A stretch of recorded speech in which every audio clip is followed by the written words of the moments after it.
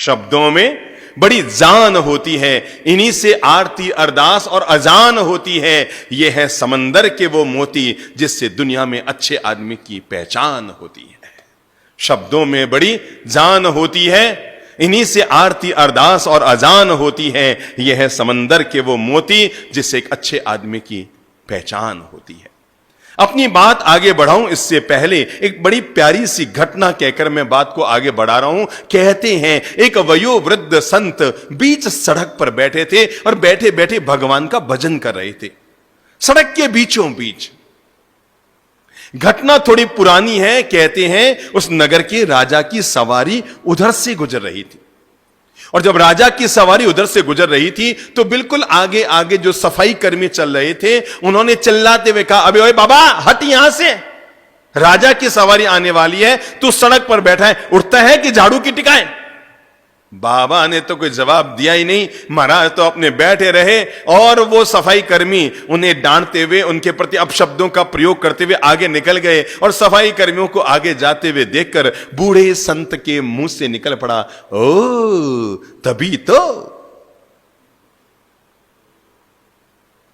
वो सफाई कर्मी आगे बढ़े, उसके पीछे सिपाही आए और उन्होंने भी लठ मार की भाषा में कहा, बाबा उड़ जाओ, पीछे राजा की सवारी आ रही है, अरे पकड़ लेंगे तुम्हें और जेल में डाल देंगे, कारागार में डाल देंगे। महाराज उड़ जाओ, यहां से उड़ जाओ, नहीं तो जूते पड़ेंगे, जूते। वो भी आगे चले गए और उन्हें देखकर फिर उस वयोवृद्ध संत के मुंह से निकल पड़ा, ओ तभी तो। थोड़ी देर में राजा की सवारी आती हुई नजर आई।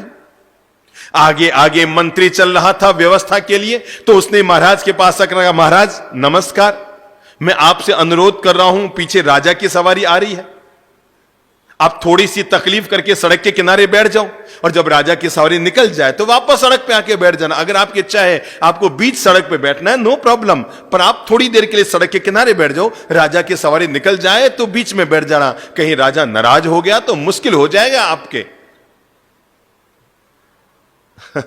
वयोवृद्ध संत ने उसको भी देखा, पूछा तुम कौन हो? कहा मैं शहर का मंत्री हूं महाराज, मंत्री हूं। बाबा हट जाओ, किनारे अलग जाओ।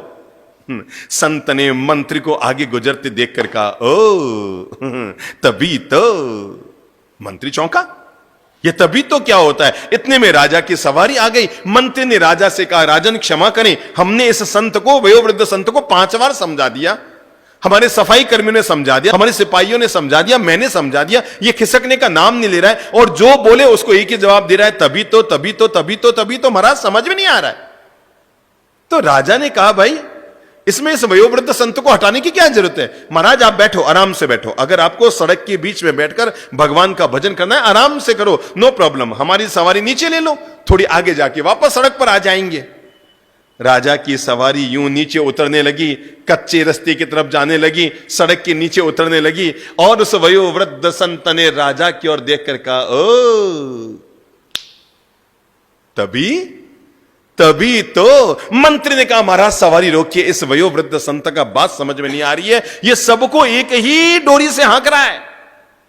सिपाहियों को कहता है तभी तो, सफाई कर्मचारियों को कहता है तभी तो, मुझे कहा तभी तो, और आपने को कहा तभी तो, इसको पूछे से ही तभी तो का मतलब क्या है? राजा नीचे उतरे, उतर कर वयोवृद्ध संत को प्रणाम करके कहा, महाराज इसका राज क्या है? आपने मुझे भी तभी तो कहा, मेरे मंत्री को तभी तो कहा, मेरे सिपाहियों को तभी तो कहा, और मेरे सफाई कर्मचारियों को तभी तो कहा, तो इसका मतलब क्या है? संत ने कहा, मेरे भाई राजन, ये तभी तो नहीं, ये तो आदमी की पहचान है कि आदमी का मूल व्यक्तित्व क्या है।